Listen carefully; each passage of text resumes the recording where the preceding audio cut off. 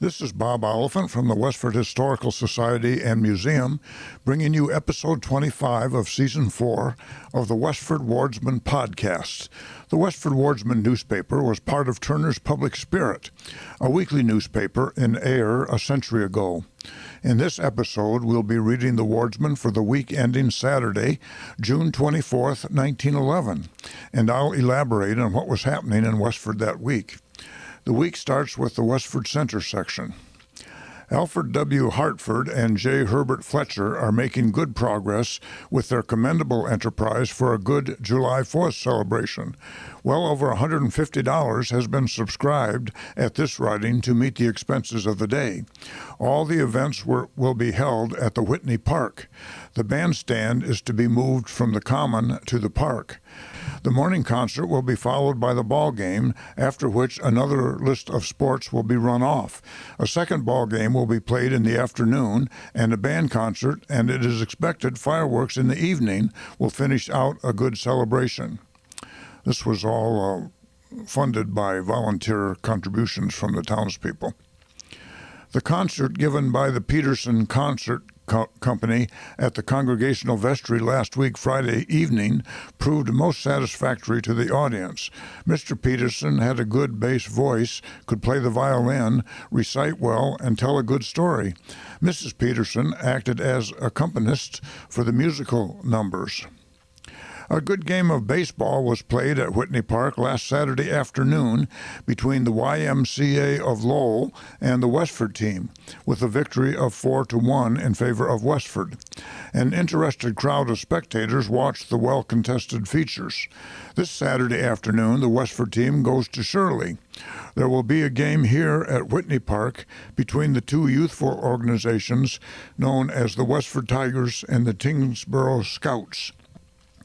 Good audiences gathered morning and evening at the Congregational Church to hear and to greet their former pastor, Charles P. Marshall. There was special singing at both services, and the church was decorated with seasonable flowers. Mr. Marshall has many friends here. Mrs. Marshall and Marion were expected, but could not come owing to the fact that Marion had just developed a good case of whooping cough.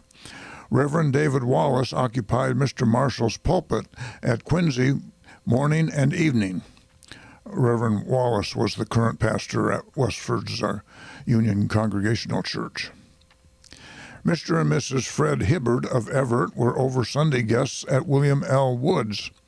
Mr. and Mrs. Frank A. Wright of Lowell are receiving congratulations over the arrival in their home of a son, which they have named Walter Austin Wright. He was born on June 28, 1911. This is the first grandchild to Mr. and Mrs. Frank C. Wright and the second to Mr. and Mrs. Frank E. Miller. A daughter, Mary Evelyn Cann, or Cann, C-A-N-N, was born June 17, 1911, to Mr. and Mrs. Charles Cann this last week at their home in Somerville. Mrs. Cann was formerly Miss Effie Bennett of this village, that is Westford Center. Frank Shea, who was formerly one of the experienced teamsters on the summer teams for the Boston market, is employed at the Brigham Farm and is living with his family in the Gilman Wright House, which was at 9 Depot Street. Elliot F. Humiston has received his appointment from the governor as Justice of the Peace. Cyrus Hosmer of Wakefield has been visiting his daughter, Mrs. William M. Wright, this week. Cyrus Hosmer, born in 1834, died in 1919, was one of the original trustees of the Methodist Church at Graniteville when it was incorporated in 1869. Mr. and Mrs. Percy Chandler Blaney and daughter Dorothy of Dorchester were weekend guests of Dr. and Mrs. Cyril A. Blaney this Sunday. Percy was a younger brother of Cyril Blaney, the Westford doctor. Dr. Orion V. Wells has changed his Rio automobile for one of the same make of more modern construction. A.I. Bicknell, who was a Civil War veteran, has recently lost his faithful horse that he has owned so long. The animal was nearly 30 years old. He is now using the one owned by Henry Colburn for several years, and Henry is driving a new one. Children's Sunday next Sunday morning at the Congregational Church. Mr. and Mrs. Leonard Wheeler enjoyed a trolley trip on Wednesday to Lawrence, Haverhill, Bradford, and Andover. Miss Pauline Dole, who has lived with Mrs. Alma Richardson for several years and gone to school, probably to Westford Academy, returned to Boston last week. A number of students boarded in town and attended Westford Academy. Miss Ruth Fisher, with the close of the Frost School, is enjoying one of her adjourns at Plymouth. There were no special closing exercises of this school, the efforts of teachers and pupils being centered upon the park and playground dedication 2 weeks previous. The graduating exercises of the Academy will take place on Friday morning, June 30th at 10 o'clock at the Town Hall. These exercises promise to be of special interest.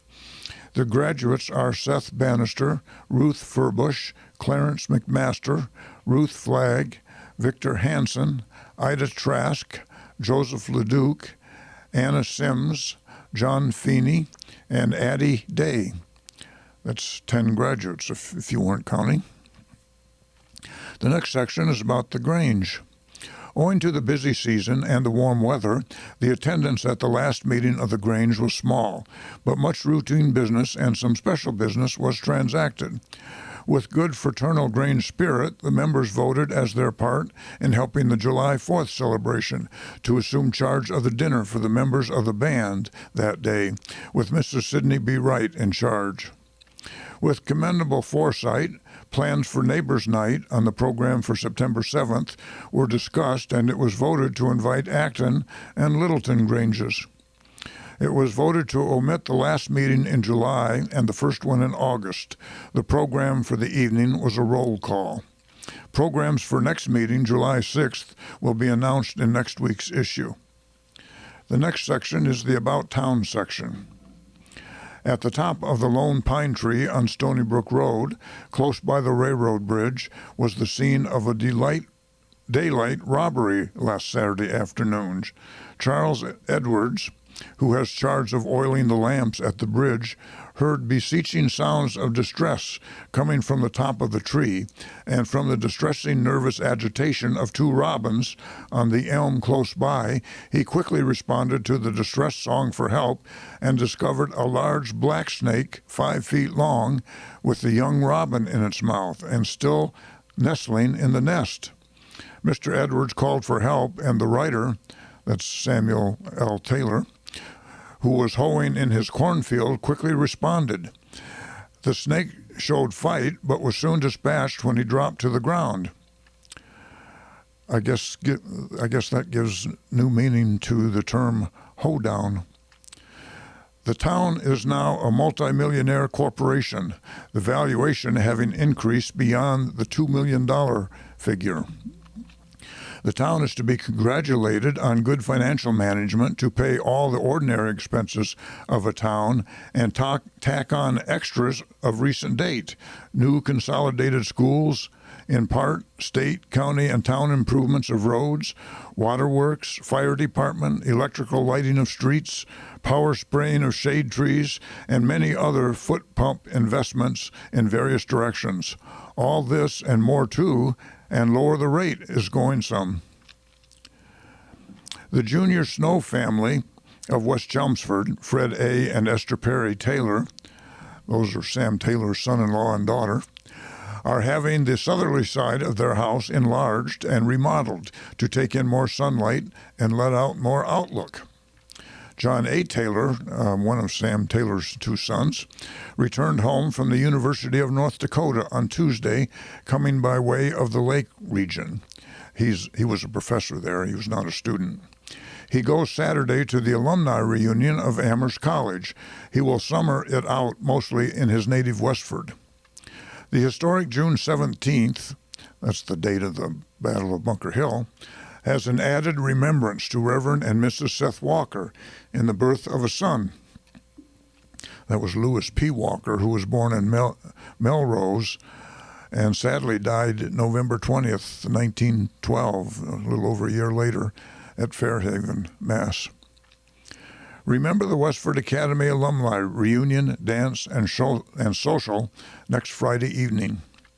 At the annual parish meeting of the Unitarian Society on Monday evening, Edward Fisher was elected moderator, Abile Abbott clerk, Charles Prescott treasurer, William Henry Harrison Burbeck collector, Abile Abbott, Edward Fisher, and Clara Fisher parish committee, Herbert Hildreth, William Burbeck, and Julian Cameron assessors. The Bannister Corner Farm will be well represented at the graduating exercises of Westford Academy on Friday, June 30th by Seth Bannister, and after a few weeks of calm self-poise, he will represent Stony Brook at the Massachusetts Agricultural College as a student. Herbert McMaster will attend Lowell Textile School soon after Westford Academy confers on him the necessary trademark. Lowell Textile School is now the UMass Lowell, I believe. The Prairie Farm of Amos Poley and the Old Oak and Bucket Farm of Sam Taylor, neighbors, are both showing the tassel of the Peapoday sweet corn planted on April 29th. Mrs. Josephine Elizabeth Quebec died at the home of her parents at the Reed Farm on Wednesday morning after a long and painful illness of kidney trouble, aged 17 years. Actually, she was 18 years old per the Westford Vital Records. Besides her parents, she leaves 4 brothers and 1 sister. The funeral took place from the Catholic Church at North Chelmsford on Saturday morning. Burial was at Lowell. The last name was Quebec, just like the Canadian province. The George Prescott family of Lowell have moved into the John Decatur House on the Lowell Road. Mr. Prescott will work among the green-growing crops of Frank Drew. The next section is the Graniteville section.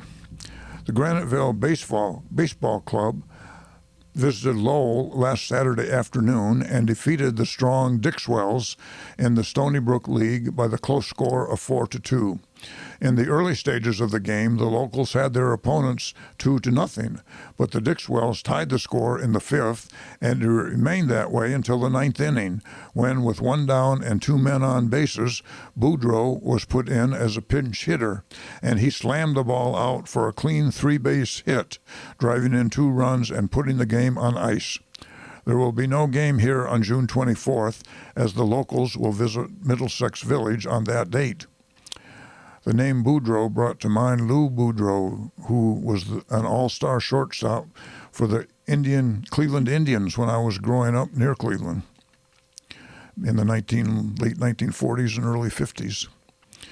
There was a meeting of the parishioners of St. Catherine's Church at the new church on Tuesday evening for the purpose of making further arrangements for the parish picnic to be held at the Nabnasset Grove on July 4th. John Spinner of Forge Village and Financial Secretary of Court Graniteville, F of A, has gone to Europe on an extended visit. The next paragraph is about a wedding. The wedding of John Donahue and Miss Margaret Ledwith, both of this village, took place at St. John's Church at North Chelmsford on Thursday morning at 9 o'clock. The bride was attended by her sister, Miss Grace Ledwith, and the best man was Thomas Healy.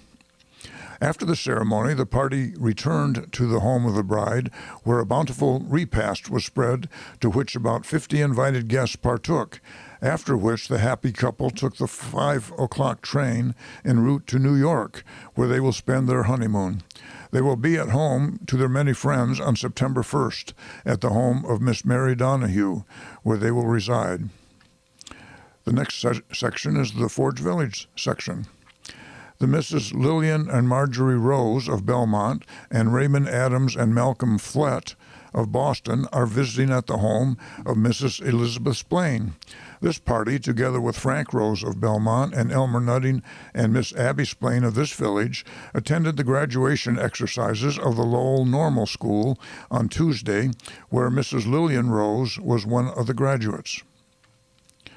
Reverend A.L. Bumpus announced last Sunday that the St. Andrew's Church picnic, which included St. Andrew's Mission, here in Westford, would be held on Saturday, June 24th, and that a special car would leave the village at 10:45 a.m.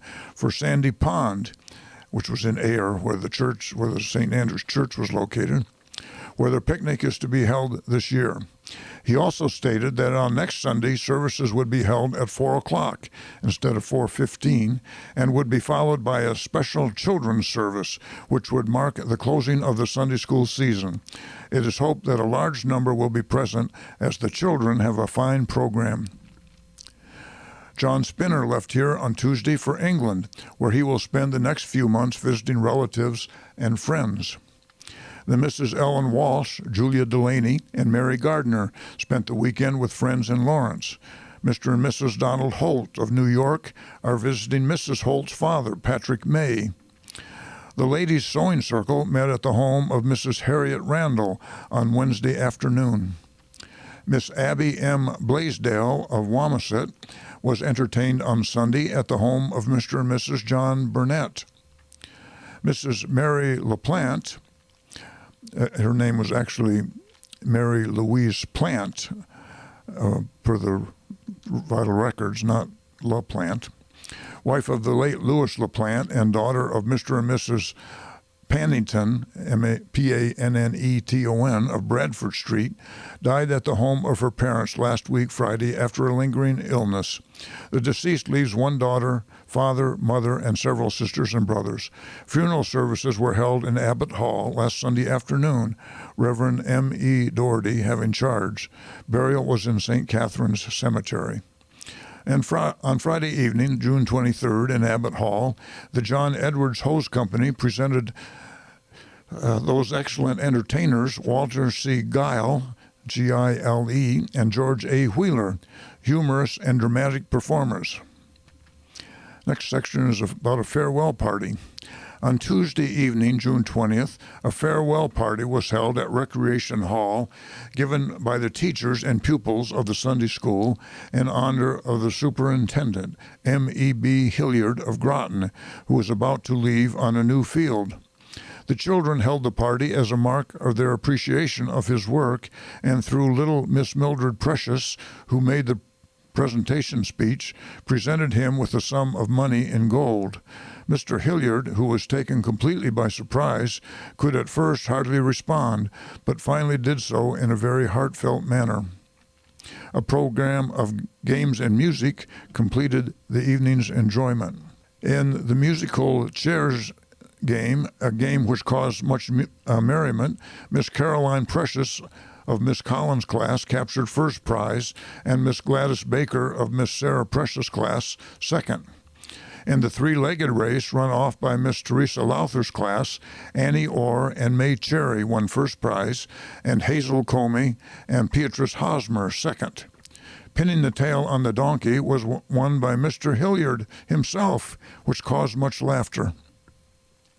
The evening closed with all joining hands and singing Auld Lang Syne, and finally 3 hearty cheers were given by all.